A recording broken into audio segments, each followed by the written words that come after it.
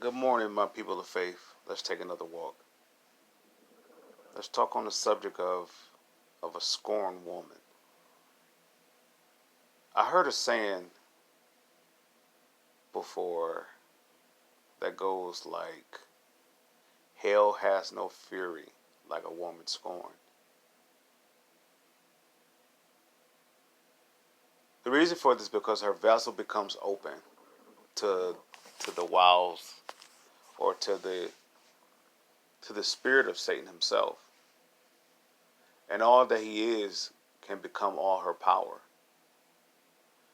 For one reason, because she's holding on to the hurt. Don't get me wrong, I'm not excusing the accuser, or not the accuser, but the one who victimized her, or the one that conditioned her in such place. I'm not excusing that behavior. Yet, if the woman doesn't be be perfected in love, she will build a throne inside fear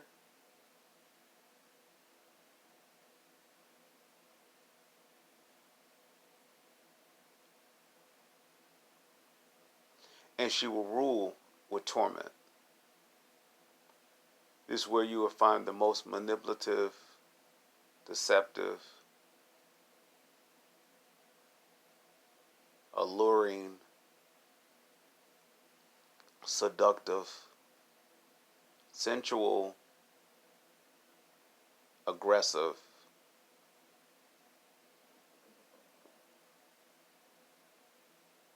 uncontrolled, tempered.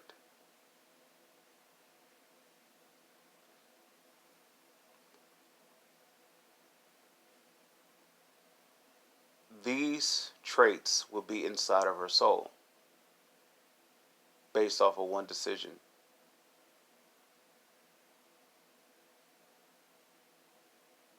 Refusing to humble herself. Humility will ask her to forgive. Forgive is to let go of the hurt,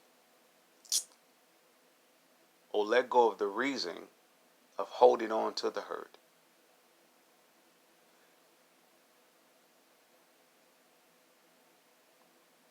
Humility will ask her to give up the desire, the quench for retaliation, justification, revenge, empathy. Humility will just ask her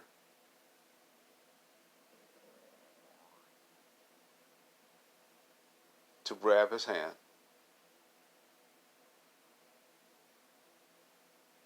and allow him to walk with her.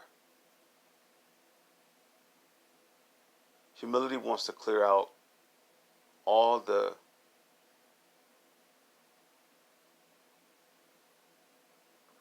traits,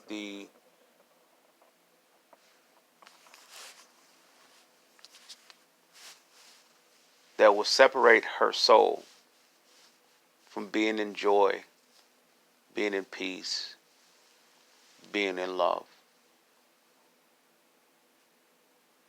It wants to remove the fear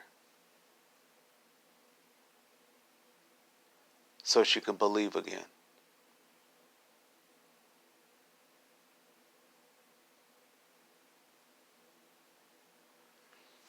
If the woman holds on to the pain long enough, she'll become vengeful.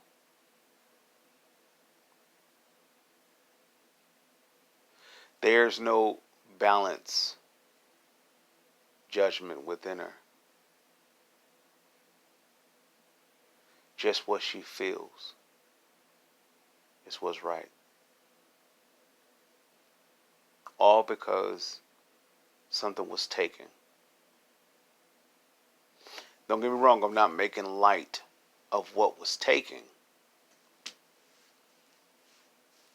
Yet there's an alternative approach. You can love again. But first, you have to humble yourself off the throne that sits inside of fear.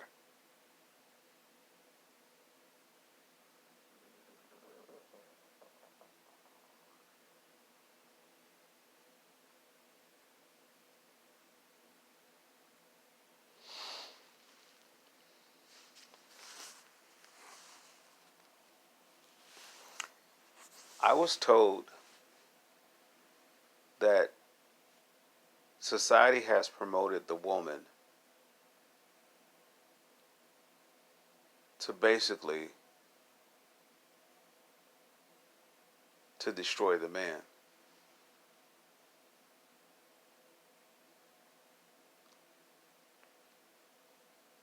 If anything, it does put the man in the opportunity to humble himself and finally to look in the mirror at the walk that he has led to that point.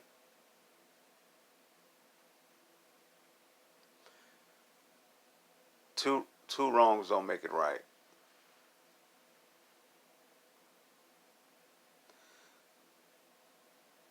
The scorned woman is abandoned more than likely by a man. Regardless if it's her father, her brother, her husband, her son.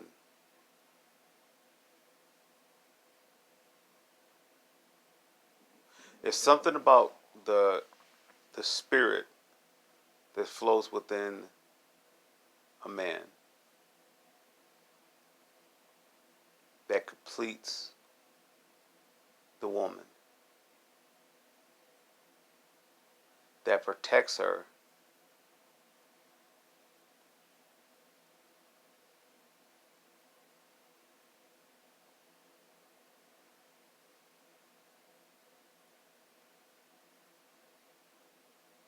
so that she don't have to be scorned. But if the man violate that circle of trust or that circle of love, let's say it that way. If the man is vacated, abandoned, abducted from his post as a man inside the union,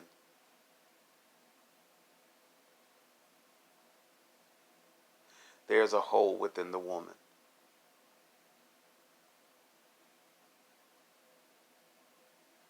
So if Satan has access to the men of the world,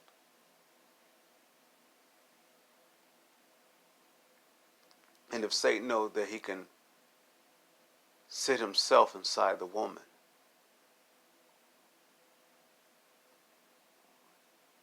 why wouldn't he promote her?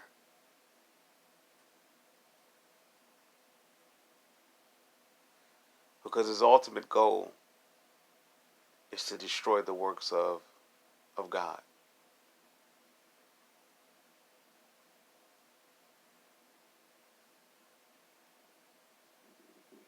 which is love.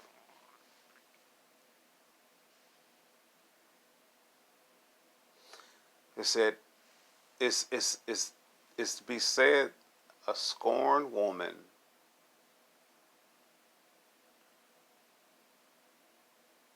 there's no comparison, even the gates of hell.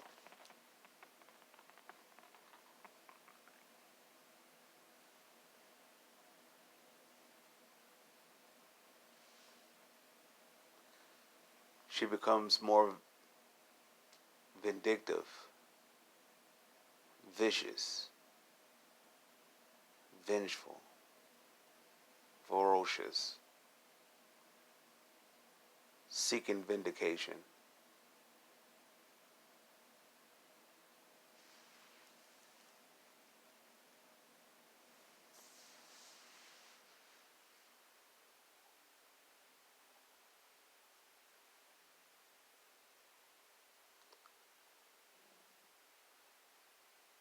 She seeks the power that she believes she lost.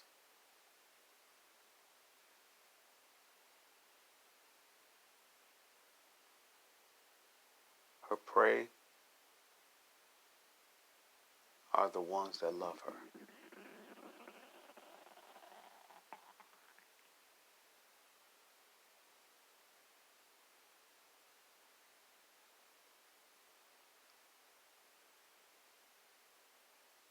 Sounds like Satan himself.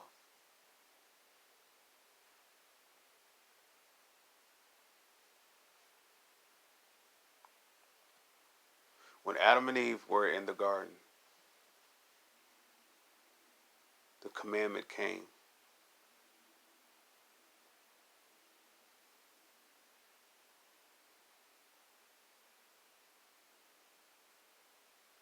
The choice to go outside the commandment presented itself with the influence of someone that separated himself from love.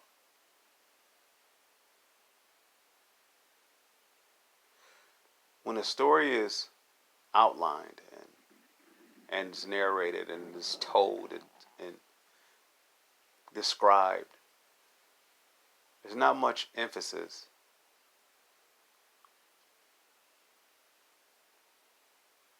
on Satan, as he is the one that is separated from love at that point.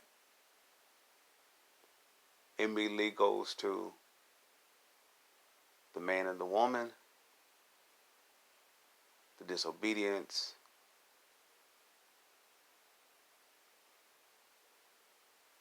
and Satan tempting them.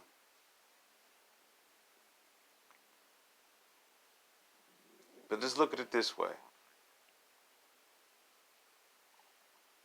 The temptation is to be separated from love, which is temptation. This is what temptation is.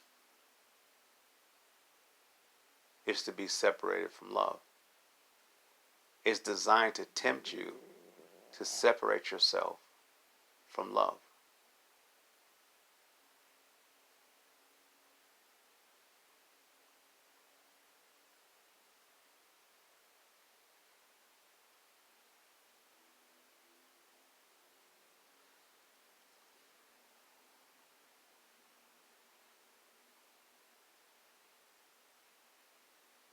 It tempts you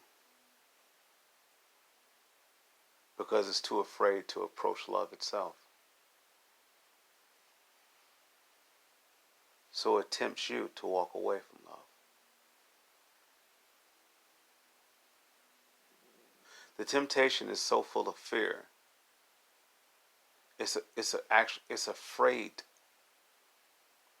to be face to face with love, because it has to render to its power. It has to surrender to its power.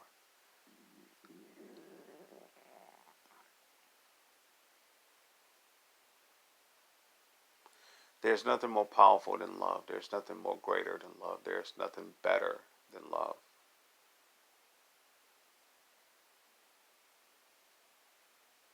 A scorned woman. The scripture says, not the scripture says, yeah, I'm sorry. The scripture does says, perfect love casts out fear, because fear has torment. So you put this torment inside of a hurting soul. They're deprived of love. If they stay in this state of mind,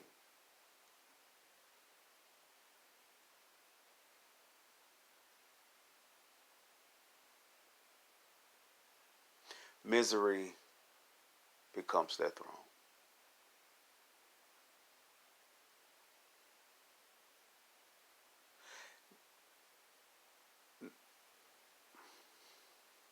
Now the ambition becomes being forced to do something.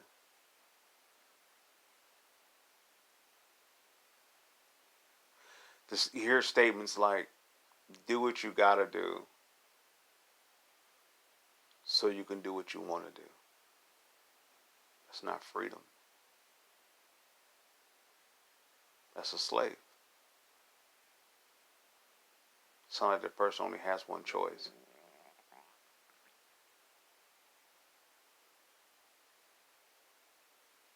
Like there's over 1 billion ways to be successful for one individual alone. One individual alone have over 1 billion ways to be successful. Not successful won't be in anything materialistic because that's temporal. That's crumbs. But to be successful in your soul, which means your soul being healthy, your soul prospering. Because if your soul can prosper, then you're prospering. Because you're only going to be what you are. You're only going to see what you are. You're only going to think, you're only going to reproduce what you are. And what you are is going to draw towards you. So if your soul is prospering within peace, love, and joy, which is to say you have a healthy soul, perfected love has found you.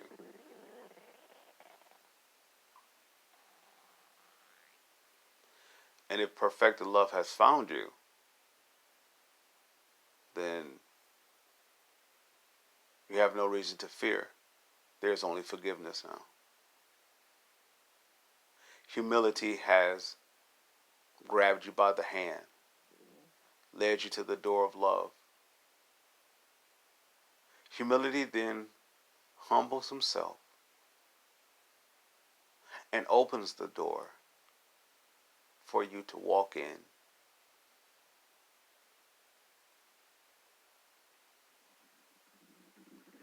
The atmosphere of love.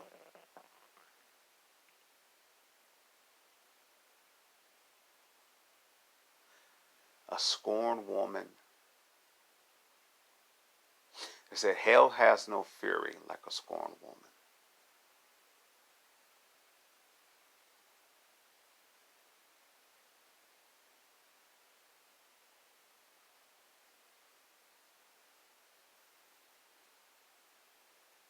Unfortunately, in most cases,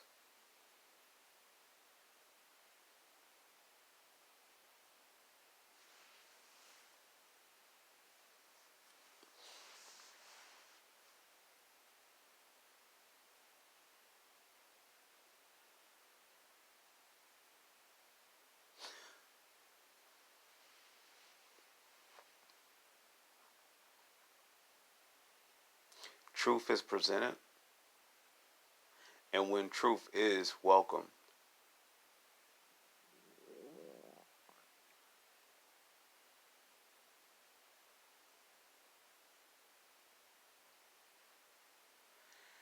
when truth has the opportunities to set free, it will set free.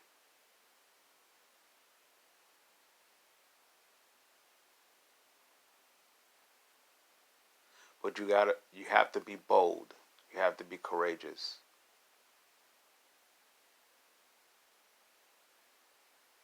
To walk with truth.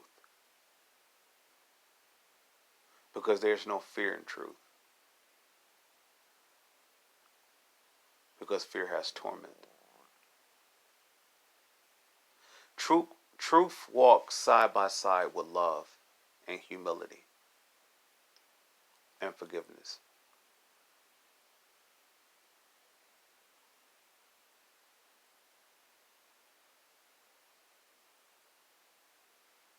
This is why it sets free.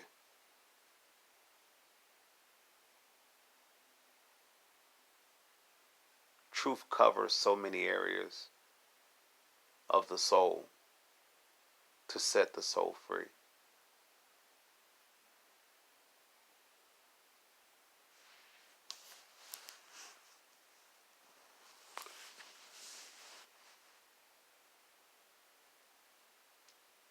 The woman doesn't have to be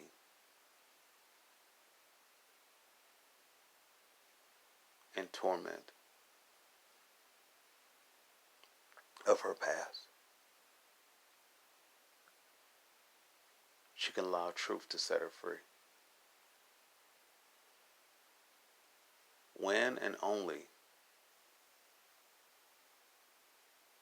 if she's willing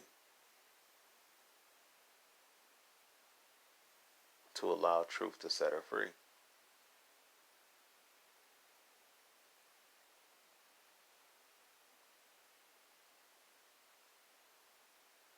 I heard someone say,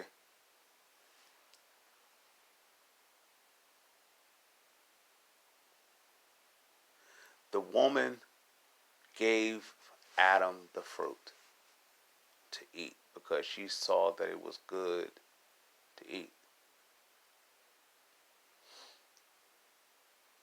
They said it's her fault. But then I also heard someone say that it's the man's fault because he was left in charge. Then I heard someone say, well, the command was given to both. Look at it this way. They both separated from love. Through that one decision to separate from love, they were split. Now they are separated from love, individually, collectively. So now you're looking at two broken individuals.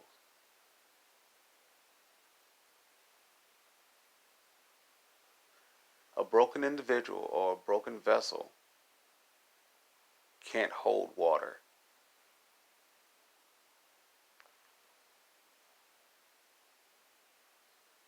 So anything of good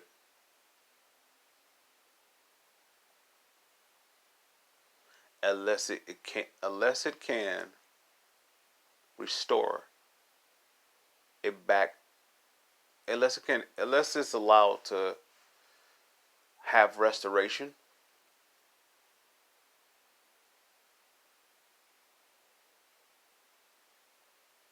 that vessel will always be subject to leaks.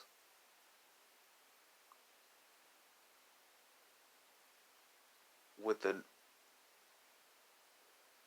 eventually breakage.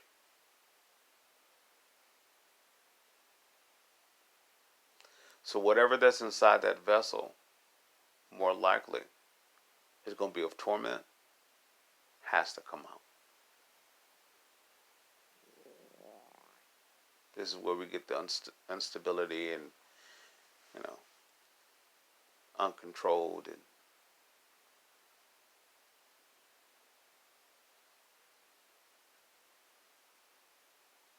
emotions just unbalanced.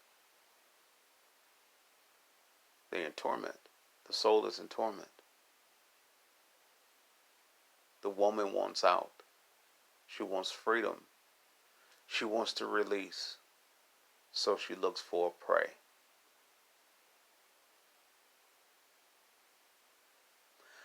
Her target becomes innocence.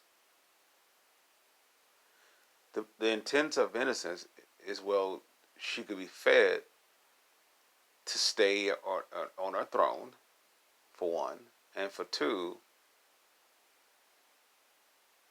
he's so caught in innocence, he never seen it coming.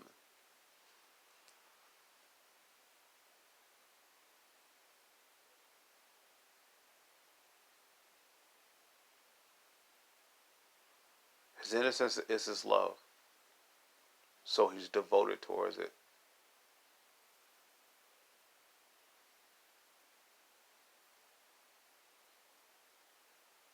Who's at fault between Adam and Eve in the garden? Neither at fault. For one reason: love.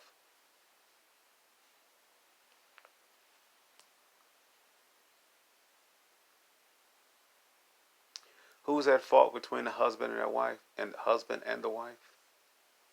Neither, because of love.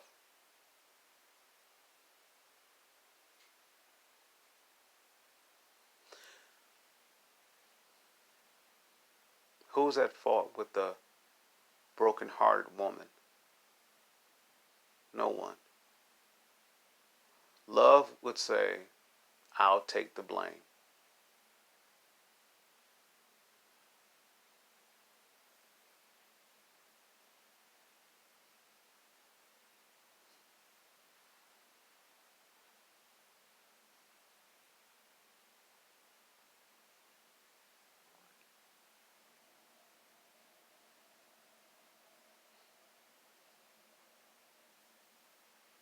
There's nothing greater than love.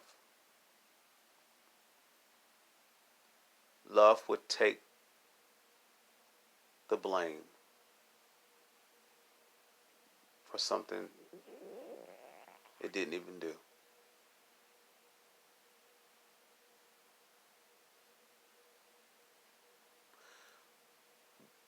The reason why a person stops loving, two reasons: because they're afraid.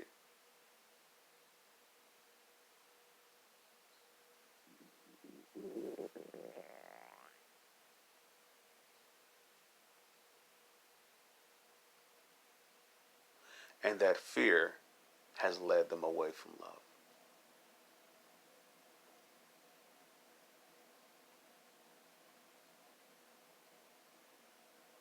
How can you become afraid when you're full of love? That's the trick. You're never afraid.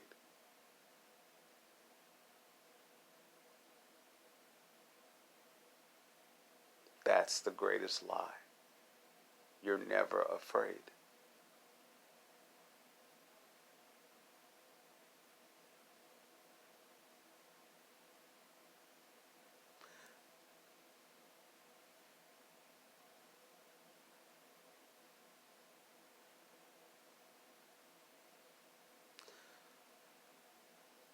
So the hurting woman doesn't have to hurt if she's willing to humble herself and love again.